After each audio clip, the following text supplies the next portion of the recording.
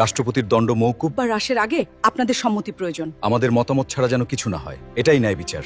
ক্ষমতার সাথে যুক্ত হয়েছে জুলাই সনদ ধারা ১৩ রাষ্ট্রপতির ক্ষমা প্রদর্শন।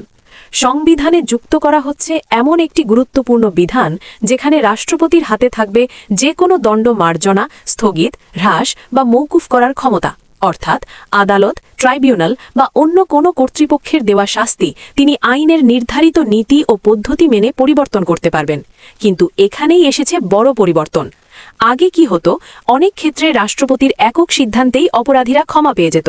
অভিযোগ ছিল এই ক্ষমা কখনো কখনো রাজনৈতিক হাতিয়ার হিসেবেও ব্যবহৃত হয়েছে। জুলাই সনদের ধারা ১৩ সেই জায়গাতেই এনেছে নিয়ন্ত্রণ। এখন থেকে কোনো দণ্ড মওকুফ বা হ্রাস করার আগে বাধ্যতামূলকভাবে মামলার বাদী বা ক্ষতিগ্রস্ত ব্যক্তির পরিবারের সম্মতি নিতে হবে। অর্থাৎ শুধু ক্ষমাই নয়, সেই ক্ষমতা প্রয়োগে যুক্ত হয়েছে জবাবদিহিতা এবং ভুক্তভোগীর অধিকার। এর ফলে কি বদলাবে? ক্ষমা আর একতরফা সিদ্ধান্ত থাকবে না। বিচার প্রক্রিয়ার বাইরে গিয়ে কাউকে রক্ষা করার সুযোগ কমে আসবে এবং সবচেয়ে গুরুত্বপূর্ণ, ন্যায় বিচারের ক্ষেত্রে ভুক্তভোগী পরিবারের কণ্ঠস্বরও গুরুত্ব পাবে। ধারা ১৩ তাই শুধু ক্ষমা প্রদানের বিধান নয়, এটি ক্ষমতার ভারসাম্য ও ন্যায় বিচারের এক নতুন দিক নির্দেশনা। এই সনদের অন্যতম আকর্ষণীয় দিক প্রধানমন্ত্রীর ক্ষমতা বিষয়ক ধারা। পরবর্তী ধারা থেকেই যার আলোচনা হবে। জানতে আমাদের সাথেই থাকুন।